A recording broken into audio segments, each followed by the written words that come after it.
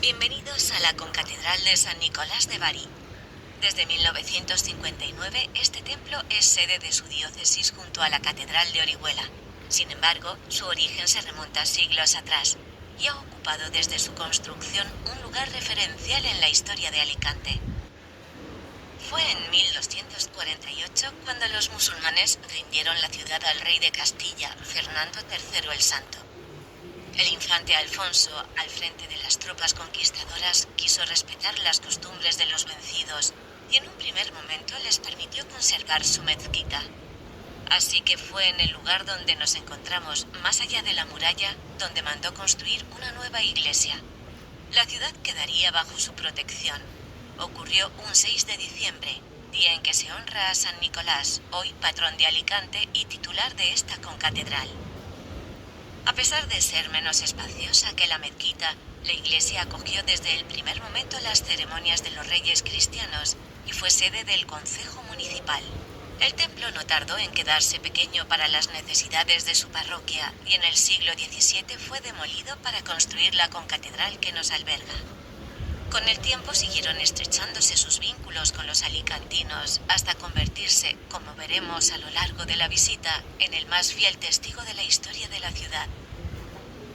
Nuestro recorrido empieza en el claustro. A primera vista recuerda el patio de un monasterio medieval.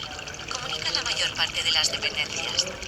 Desde aquí podemos ver la torre campanario alzándose hacia el cielo para convocar a los fieles. En el centro del claustro hubo en su día un huerto con jazmines, limoneros y naranjos, entre otros frutales, y una fuente para su riego. A su alrededor disponía de varios altares, pero todo aquello ha desaparecido. Tampoco el techo que nos cubre es el original de la construcción. Quedó parcialmente destruido durante el bombardeo francés de 1691 y tuvo que ser sustituido por las actuales bóvedas de cantería.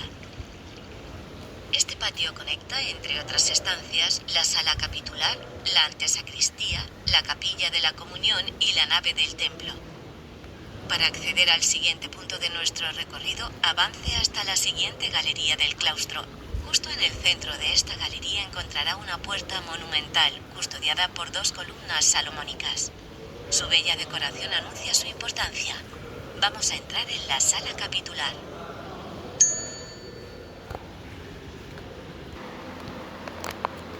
La amplitud de esta sala, cubierta por elegantes bóvedas de piedra blanca, así como su decoración, con relieves de estilo clásico en sus frisos y ménsulas, revela la importancia de este espacio. En toda catedral, la sala capitular está destinada a las reuniones de sus clérigos. Debaten los principales asuntos de su vida religiosa. En el siglo XVI, gracias a su puerto, Alicante había pasado de ser una humilde villa a una gran urbe. Las ciudades que no son sede catedralicia cuentan a menudo con un templo designado como el principal, conocido con el nombre de colegiata. Todavía con el primitivo templo de San Nicolás en pie, antes de la construcción del conjunto donde nos encontramos, esta iglesia soñaba con ser designada como colegiata y solicitó el título al mismo tiempo que la antigua mezquita, reconvertida en la iglesia de Santa María. Durante un tiempo rivalizaron por este título, y en 1596 se resolvió la disputa. San Nicolás fue designada iglesia colegial. Decidió entonces construir un nuevo templo, el que hoy visitamos, con una sala capitular digna de su cabildo. Esta estancia es hoy un pequeño museo en el que se expone parte del patrimonio de la concatedral. En el centro se muestran 2 custodias que salen en procesión el día del Corpus. En el muro izquierdo, según entramos, podemos ver una de las pocas piezas procedentes de la iglesia previa a la actual, la tabla de la Misa de San Gregorio, pintada por el monje Nicolás Borrás a finales del siglo XVI. El retablo nos muestra el poder salvador de la Eucaristía. En el centro del conjunto, el Papa San Gregorio se encuentra durante la misa con una visión del Varón de Dolores. En la parte inferior, la predela en su mitad derecha nos muestra el infierno. Junto a los condenados se distingue al demonio. Nicolás de Bussy usó esta imagen como referencia para esculpir a la diablesa de Orihuela. A la izquierda de la predela está el purgatorio, donde las almas consiguen salvarse gracias a la Eucaristía. Sobre San Gregorio se alza la cruz que simboliza el sacrificio de Jesús, arropada por los apóstoles, y en el ático estalla la gloria. Vemos a Cristo resucitado junto a la Virgen, San Juan Bautista y otros santos y profetas. Continuamos ahora hasta el fondo de la estancia. Aquí nos encontramos con el retablo de las reliquias, construido a mitad del siglo XVIII. Procede de la capilla del cementerio del barrio de San Blas y muestra la importancia de las reliquias durante la Contrarreforma.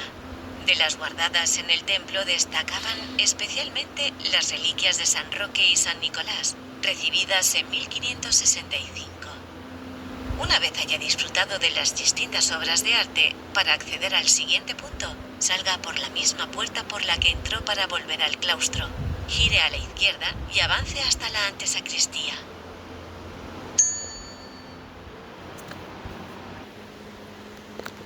Uno de los detalles más llamativos de esta estancia se encuentra a la derecha de la entrada.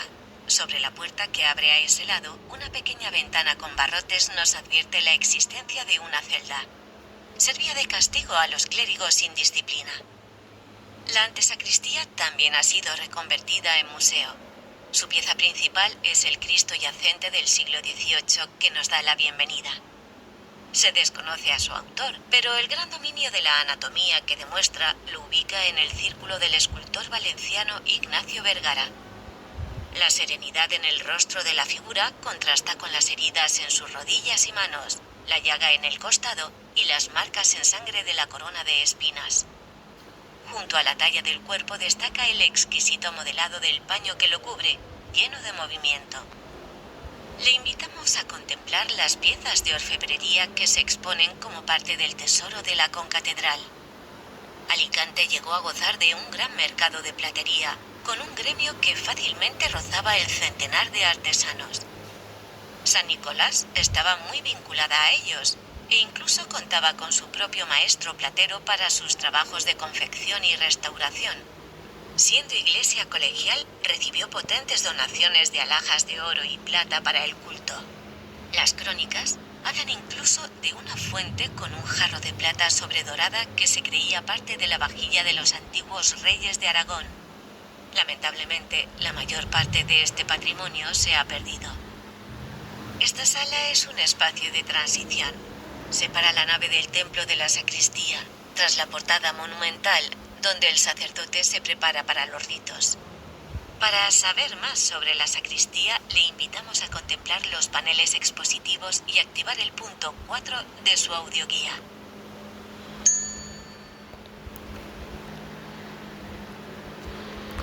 La sacristía es el lugar donde se guardan y preparan los principales elementos necesarios para el culto, así como donde se revisten los sacerdotes para la celebración de los sacramentos.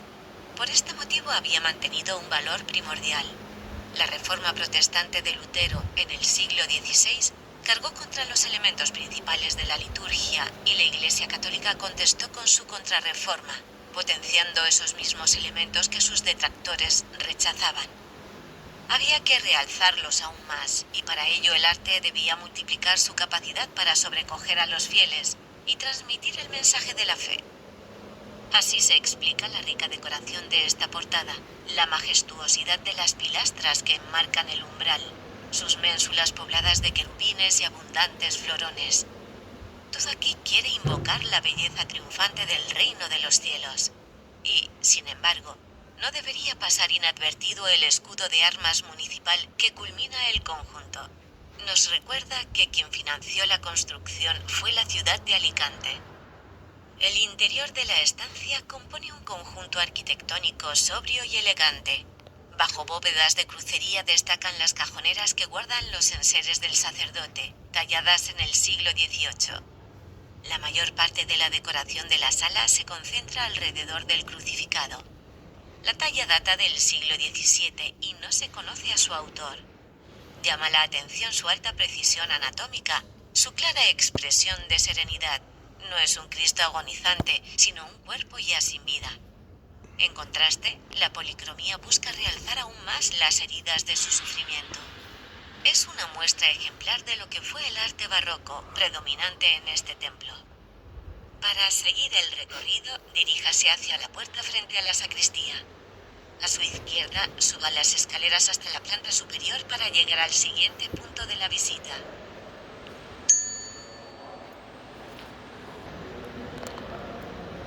Desde aquí tenemos una vista privilegiada de la nave donde se realizan las principales celebraciones religiosas. Sobre todo podemos apreciar a nuestra izquierda el camarín que acoge a la patrona de la ciudad. A la Virgen del Remedio ya se le profesaba culto en el siglo XIV, pero se le considera intercesora de Alicante desde la terrible peste que asoló a toda la costa mediterránea a mediados del siglo XVII. El 5 de agosto de 1648 se celebraban fiestas religiosas, pero la ciudad agonizaba por la epidemia. Para implorar su favor, los alicantinos sacaron en procesión a la Virgen del Remedio. Cuentan que allá por donde pasaba la marcha, con su multitud de penitentes descalzos escoltados por 500 arcabuceros, calle tras calle, el mal desaparecía. Pero aquella talla no era la que tenemos ante nuestros ojos. Su lugar tampoco era este, sino uno de los antiguos altares del claustro. Un siglo después, en el XVIII, se decidió colocarla en un lugar preferente, la parte superior del altar mayor, donde hoy vemos el camarín. Sin embargo, su elevada altura respecto a la nave donde se congregaban los fieles complicaba la visión de la talla, por lo que en el siglo XIX se encargó una de mayores dimensiones. Fue esta la que en 1950 llevaron al Salón de Sesiones del Ayuntamiento para nombrarla alcaldesa perpetua. Su coronación pontificia, por bula de San Juan Pablo II, tuvo lugar en el Estadio José Rico Pérez en 1998 ante miles de alicantinos. Los camarines son santuarios diseñados no tanto para el deleite de quien observa como para el recogimiento de la imagen. Ante un telón de fondo de damasco dorado, la talla está resguardada bajo una bóveda de casetones decorados con florones, que se apoya en un friso con relieves de aires clásicos. Bajo este, para culminar la magnificencia de su adorno como corresponde a la dignidad de su figura, la imagen está flanqueada por columnas coronadas por exuberantes capiteles dorados. La Virgen se alza sobre un orbe azul y este sobre una torre dorada, símbolos clásicos marianos, a los que de nuevo se suma un escudo de la ciudad. Todo esto no ha sido construido para que lo vean los fieles, sino sencillamente para arropar a la Virgen. Por eso, nuestra visita nos ofrece un privilegio poco habitual. Podemos asomarnos a las estancias privadas de la patrona. Cuando haya terminado de admirar el camarín, siga avanzando hasta el lugar indicado para activar el punto 6. Vamos a adentrarnos en la nave.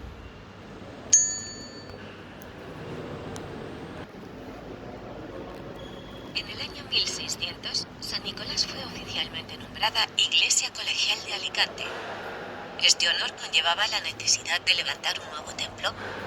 Por impulso del obispo Andrés Balaguer, con la financiación de los impuestos municipales y bajo la dirección del maestro Agustín Bernardino, en 1616 empezaron las obras.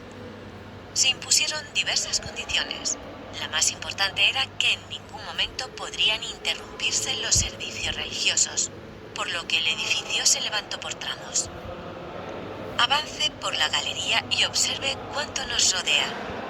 Aunque es difícil de apreciar a primera vista, las proporciones de esta iglesia son absolutamente perfectas. Sus 50 metros de largo duplican los 25 de anchura. Además, la profundidad de cada capilla corresponde a un tercio de la anchura de cada tramo de la nave, y al mismo tiempo se iguala la longitud de su cabecera y su crucero. Todo ello prueba el gran dominio de la matemática que caracterizaba a sus artífices. Llama especialmente la atención su doble altura. El diseño de las tribunas que estamos recorriendo en este momento buscaba ofrecer una sensación de mayor amplitud y capacidad. Entre los escritos publicados en torno al Concilio de Trento para fijar las bases de la Contrarreforma, el cardenal Carlos Borromeo proponía alzar naves únicas imitando la era medieval. amplias para acoger grandes cantidades de fieles, con cruceros y cabeceras. San Nicolás cumple perfectamente estos preceptos. Su belleza reside en las proporciones armoniosas y su estructura sobria y elegante, desornamentada. Es una muestra perfecta de lo que debía ser una iglesia barroca. En 1662 concluyeron las obras. Sobre el resultado contaría el jesuita Joan Baptista Maltés.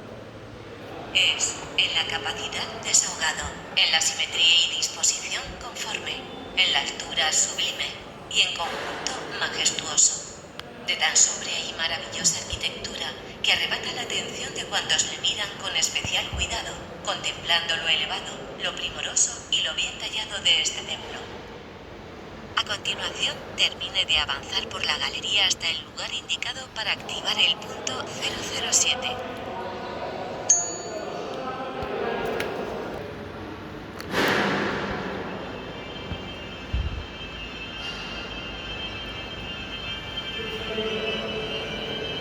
Frente a nosotros, el órgano. No se trata de la maquinaria original, fabricada por Bautista Torres el mismo año de inauguración del templo. La inscripción de la cadereta responde a la reforma de Matías Salanova en 1755. Posteriormente ha sido objeto de numerosas intervenciones, como la de 1948 tras la Guerra Civil. En 2021 tuvo lugar una restauración integral realizada en los talleres de Frédéric Desmotes. La caja del órgano sí es la que se fabricó allá por 1650. Su decoración realza la majestuosidad del propio instrumento, pues deja a la vista el impresionante sistema de tubos que convierte el aire en música. Estaba rematada en su parte superior por un bajorrelieve que representa al santo titular del templo y que puede contemplar expuesta a su espalda. El órgano fue otra novedad del Concilio de Trento. La Contrarreforma quería sustituir los tradicionales cantos polifónicos por instrumentos que no pudieran empañar la palabra de Dios. A nuestros pies, a mitad del crucero, se ubicaba el coro. Por su rango colegial, San Nicolás se debía tanto a sus fieles como a los canónigos, por lo que les reservaba un amplio espacio para su recogimiento y oración. Aunque la Contrarreforma quería sacar los coros de las naves para ampliar su aforo y facilitar a los feligreses el seguimiento de la misa, en España las colegiatas y catedrales decidieron mantenerlo. San Nicolás no lo desmontó hasta 1948, como puede ver en las fotografías aquí expuestas. La mayor parte de las piezas que lo conformaban se perdieron tras ser compradas por casas nobiliarias o directamente fueron víctimas del vandalismo. Afortunadamente, aquí podemos contemplar algunos de los sitiales originales, obra de José Villanueva en 1678. Tallados sobre madera de nogal, estaban decorados con bajorrelieves.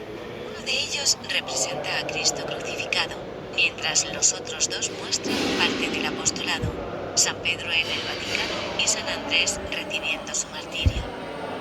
Las dos estatuas de piedra que se exponen en este espacio son obra de Juan Bautista Borja, realizadas en torno a 1730.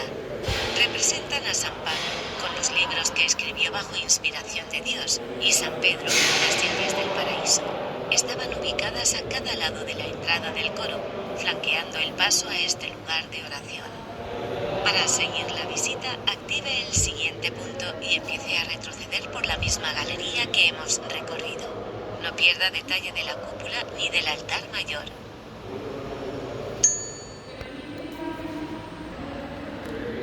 Si buscamos el cielo, nos encontramos con la inmensa cúpula.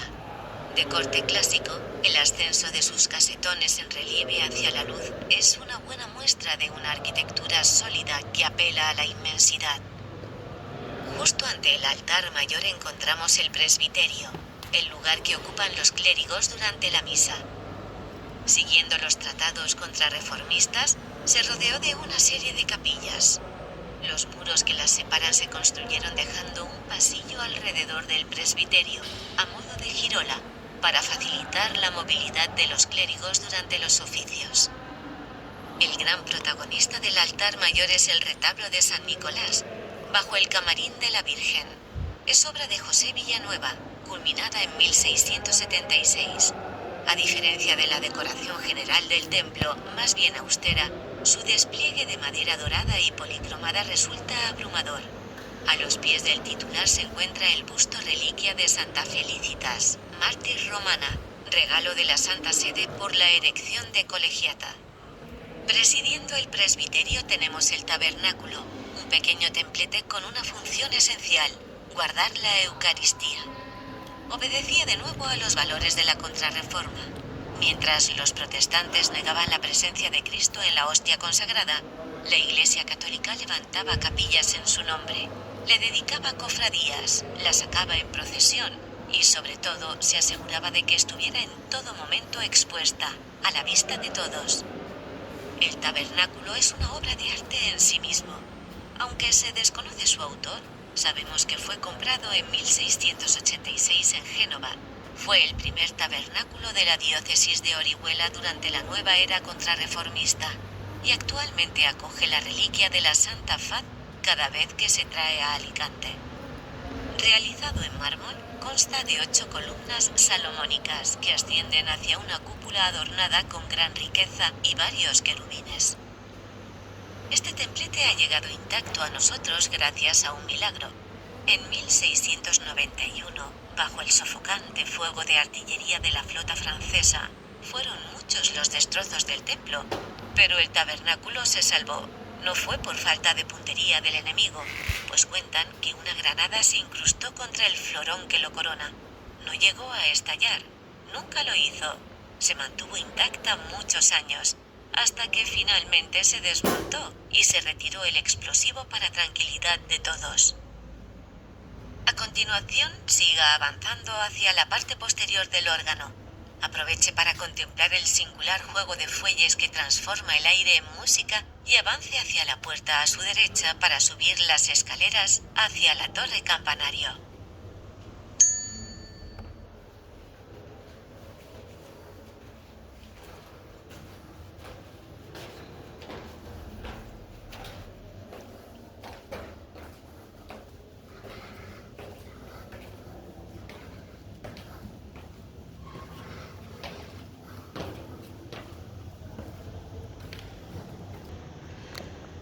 La torre campanario de San Nicolás ronda los 40 metros de altura.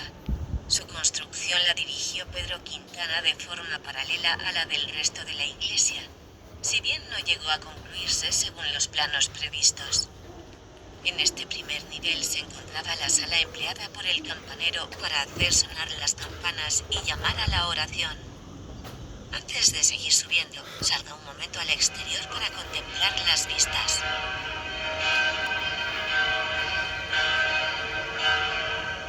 La cúpula hacia nuestra izquierda pertenece a la capilla de la Comunión, último punto de nuestro recorrido.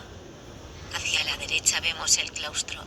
Si dirige la mirada hacia el horizonte, podrá vislumbrar en lo alto el castillo de Santa Bárbara. Sobre el paisaje urbano destacan 2 torres, pertenecen a las ermitas de San Roque y Santa Cruz.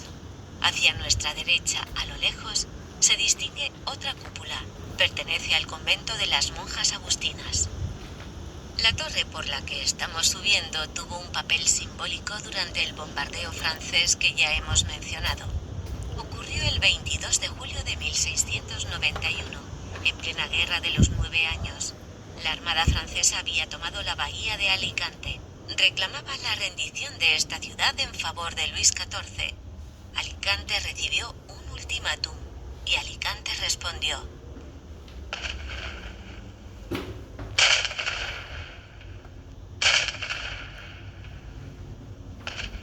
Tras los disparos de las baterías que defendían la ciudad, la Armada francesa abrió fuego.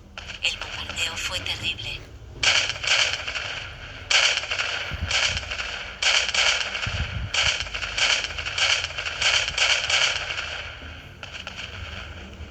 Se habla de más de 900 bolas de cañón y 3 días de lucha sin cuartel, hasta que al fin llegaron los primeros buques de guerra con bandera española, y los franceses se retiraron.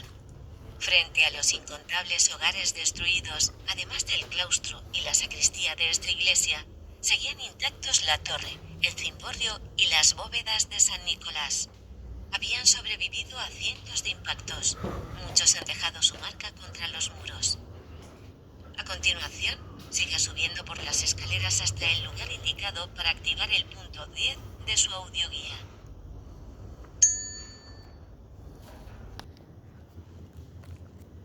Este segundo tramo de la torre se encuentra por debajo del cuerpo de campanas.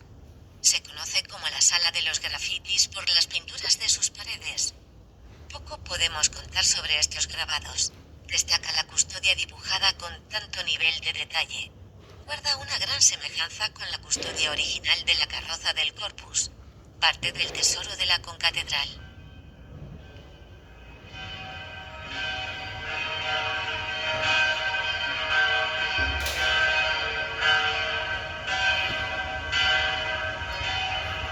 Las campanas de San Nicolás tienen su historia. La primera de ellas fue bendecida en 1661 con el nombre de Nicolasa María, en una gran ceremonia que tuvo por padrinos a la alta sociedad alicantina. Posteriormente se le sumaron otras más, pero todo se perdió en 1823 durante un nuevo ataque francés, la invasión de los llamados 100.000 hijos de San Luis. Este gran ejército entró en España para ayudar al rey Fernando VII a desalojar del poder a los políticos liberales. El gobernador militar de Alicante, decidido a resistir ante los invasores, hizo desmontar las campanas y las vendió para comprar trigo con que alimentar a sus tropas. Una vez instaurado el nuevo periodo absolutista, Fernando VII visitó la ciudad. Quizá conmovido por lo que le contaban los alicantinos, regaló al concejo unos cañones de bronce. La recaudación de las limosnas permitió su fundición para convertirlos en nuevas campanas. Actualmente, San Nicolás dispone de 10 campanas. La más antigua, la campana de Quartz, fue fundida en el año 1794. En 1978 se fundieron las más recientes, María de Isreméis y Nicolasa Fernanda, que es la mayor de todas. Mide casi 1,5 metros de diámetro y pesa unos 1.730 kilos. La campana más pequeña es Santa María, de 34 centímetros y 23 kilos. A continuación, baje las escaleras hasta el final y regrese a la antesacristía. Salga desde allí al claustro y avance de frente hacia la portada de la capilla de la Comunión.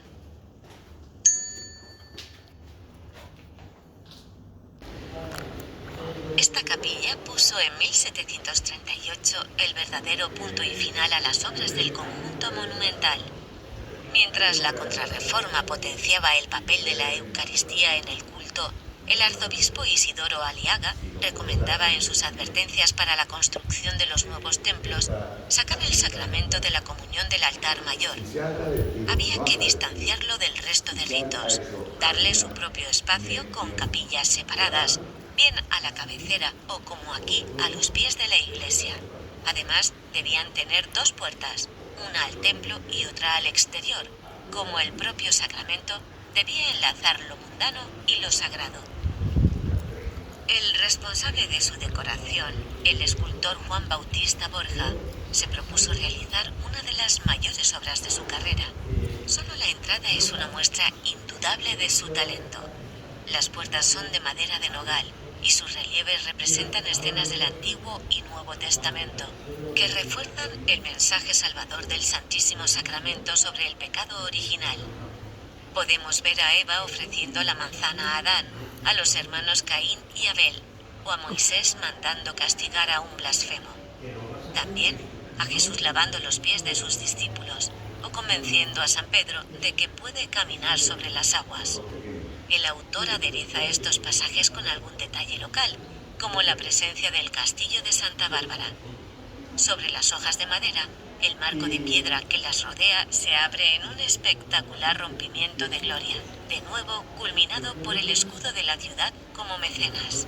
Lo flanquean 2 ángeles que sostienen una custodia con el cuerpo de Cristo. La entrada a la capilla es exclusiva para el culto, por lo que es probable que la encuentre cerrada.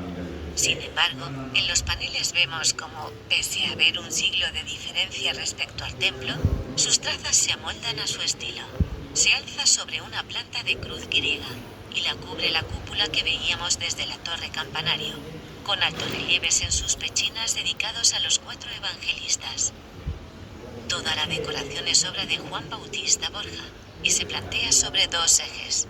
Primero, la exaltación de la Eucaristía.